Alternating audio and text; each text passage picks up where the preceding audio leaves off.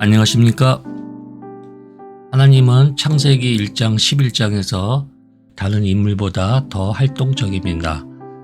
본문을 보면 창조하시고 복주시고 계명을 수여하고 심판하시고 슬퍼하시고 구원하시고 선택하시고 약속하시고 언약을 맺으시고 권고하시고 보호하시고 인간에게 의무를 부과하시고 그들이 의무를 수행할 수 있도록 도와주시고 있습니다.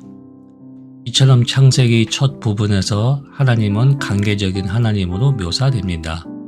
예를 들면 창세기 1장 28절에서 하나님이 그들에게 복을 주시며 하나님이 그들에게 이르시되 생육하고 번성하여 땅에 충만하라. 땅을 정복하라. 바다의 물고기와 하늘의 새와 땅에 움직이는 모든 생물을 다스리라 하시니라. 이처럼 모든 생물을 다스리라는 의무를 인간에게 부여하십니다. 즉 아름다운 세계의 미래상은 직접적으로 인간의 손에 달려있다는 것이죠. 하나님은 인간에게 세계를 위탁해 놓으시고 그 일을 맡은 인간과 계속해서 관계를 맺고 이어나갑니다. 또한 다음 본문을 보면 4장 6절 7절입니다. 여호와께서 가인에게 이르시되 네가 분하여 함은 어찌 됨이며 안색이 변함은 어찌 됨이냐. 네가 선을 행하면 어찌 낯을 들지 못하겠느냐. 선을 행하지 아니하면 죄가 문에 엎드려 있느니라. 죄가 너를 원하나 너는 죄를 다스릴지니라. 여기서는 인간의 행동을 존중하고 인간에게 죄를 다스리라고 권고하십니다.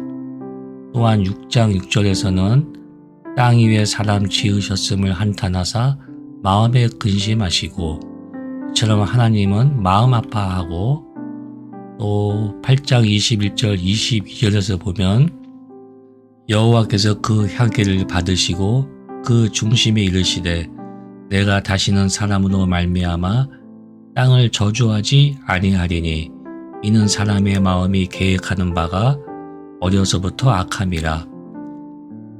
내가 전에 행한 것 같이 모든 생물을 다시 멸하지 아니하리니 땅이 있을 동안에는 심음과 거둠과 추위와 더위와 여름과 겨울과 낮과 밤이 쉬지 아니하리라.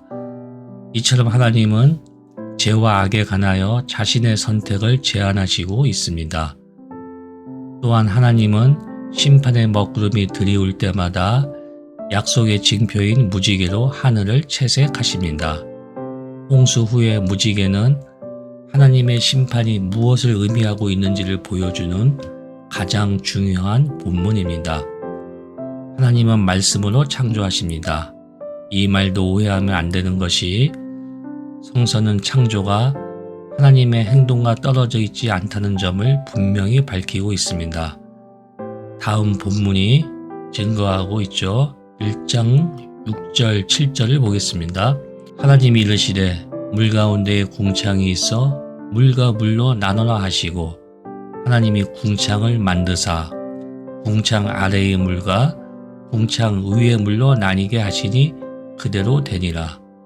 또한 이사야 48장 3절을 보면 내가 예로부터 처음 일들을 알게 하였고 내 입에서 그것들이 나갔으며 또 내가 그것들을 듣게 하였고 내가 호련히 행하여 그 일들이 이루어졌느니라. 이처럼 하나님의 말씀과 하나님의 행동을 구분해서는 안 됩니다. 말씀이 선포되면 그 말씀이 실체로 형성된다고 믿는 것은 주술과 같은 우상을 믿는 것과 다름이 없습니다. 왜냐하면 말씀이라는 것은 분명히 수신자가 있는 것이고 말씀을 강조하는 목적은 창조가 우연적이거나 즉흥적으로 된 것이 아니라 하나님의 의도에 의해 충분히 숙고된 행위였음을 말하려는 것입니다. 창조에 있어 말씀은 하나님의 의지를 인격화시킨 것입니다. 예수님의 새 창조 사역은 예수님의 삶을 말하는 것이지 그분의 말씀이 아닙니다. 실제로 인간은 창조 사역에서 하나님의 동반자입니다. 인간은 비록 죄를 짓지만 여전히 하나님의 선한 피조물이며 하나님의 형상인 동시에 자신의 행위에 책임을 져야 하는 존재이기도 합니다.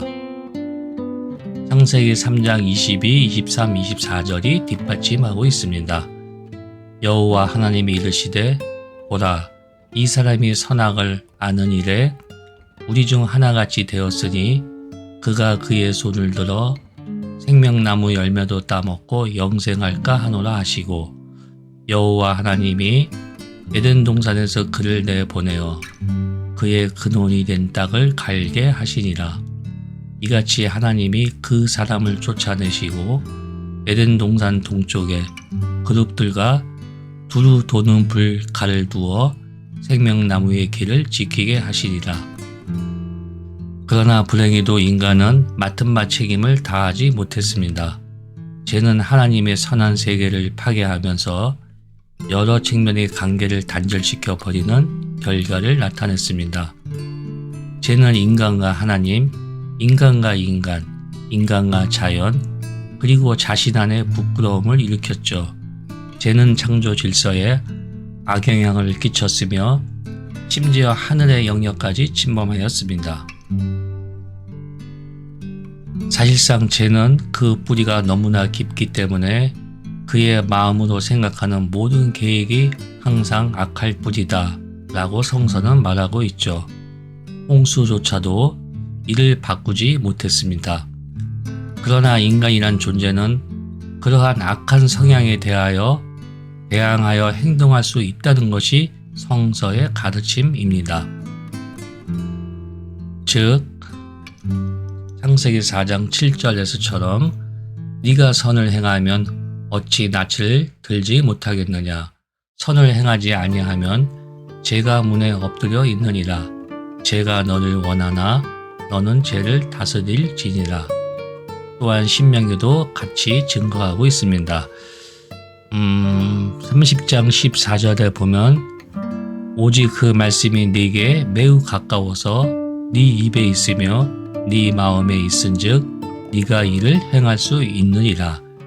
이처럼 죽음이 아닌 생명을 얻기 위해 행동할 수 있다고 성서는 가르치고 있습니다.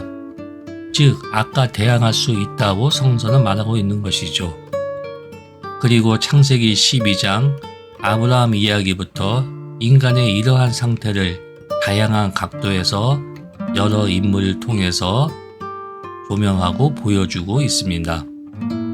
창세기 1장부터 11장을 원역사라 하고 있습니다. 원역사의 주제는 하나님이 모든 것을 선하게 창조했다는 진술이 반복적으로 나옵니다. 이를 통해 하나님의 창조 사역의 특징과 하나님의 창조 의도를 알 수 있습니다. 이어 나타나는 죄의 등장은 모든 관계, 인간과 자연에게까지 나쁜 결과를 가져옵니다. 죄가 인간과 하나님의 관계를 파괴하고 하나님의 섭리 안에 있는 인간의 주된 역할을 제거하지는 못했지만 죄의 결과들은 세상의 재앙을 초래했고 세상은 창조의 재선포를 필요로 하게 되었던 것입니다.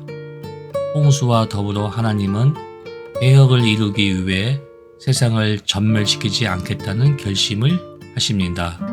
그리고 보다 오래 지속되는 인간의 참여를 선택하시는데 이는 은혜로 말미암은 것이라고 성서는 말하고 있습니다. 즉 창세기 12장 아브라함부터 이 이야기는 시작하고 있는 것입니다. 따라서 세계는 계속해서 살아 숨쉬며 가족과 민족을 이루게 됩니다. 왜냐하면 인간이 죄를 지은 이후 하나님이 세상에서 머무시겠다는 은혜롭고 무조건적인 약속이 세워졌기 때문입니다. 그리고 그 약속은 곧 한 가족을 통해 모든 족속을 구원하시고 복을 주시려는 새로운 방법에서 더욱 분명하게 드러납니다. 창세기를 과학으로 해석하여 우주의 기원을 말한다거나 죄의 유전을 말한다거나 뱀을 사탄으로 보는 것과 홍수를 하나님의 심판으로 보는 것은 성경을 완전히 잘못 보는 것입니다. 우주의 창조는 우주의 기원을 말하는 것이 아니고 질서를 말하는 선한 창조를 말하는 것입니다. 아담의 죄는 제가 가지고 있는 보편성과 인간의 본성을 말하는 것입니다. 뱀은 하나님의 선한 창조 가운데서 인간이 가질 수 있는 선택의 여지를 드러내는 은유적 표현입니다. 즉, 인간의 자유의지를 말하는 것이죠. 왜냐하면 그 선택을 통해 인간은 하나님과 멀어질 수도 있다는 것을 말하는 것입니다. 뱀은 선악과를 통해 인간의 선택을 촉구합니다. 뱀은 단지 말만 했을 뿐인데 인간은 스스로 결론을 이끌어냅니다. 즉, 인간이 취한 행동이 그러한 결론을 이끌어내었다는 이야기이죠. 눈이 밝아진다는 것은 상대와 세계를 다르게 본다는 것을 의미합니다. 결국 아담과 하와는 자신의 눈을 통하여 상대를 보고 거짓말을 했던 것이죠.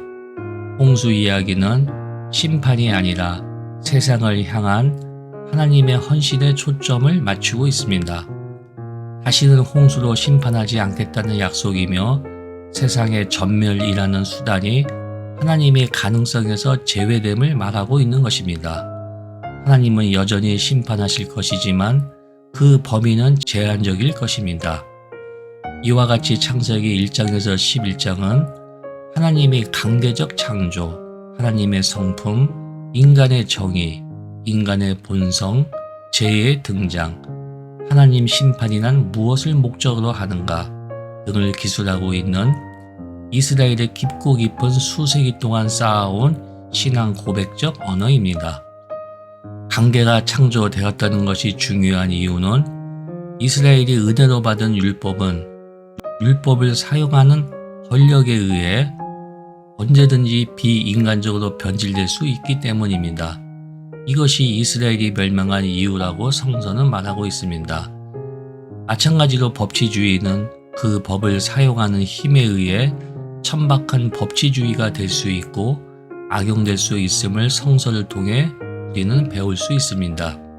인간관계는 관계적으로 이루어지는 것이라고 성경은 말하는 것입니다. 대통령도 하나님의 형상이고 힘없는 백성도 하나님의 형상이고 장애인도 하나님의 형상인 것처럼 인간관계는 수직적 관계가 아니고 평등한 관계입니다.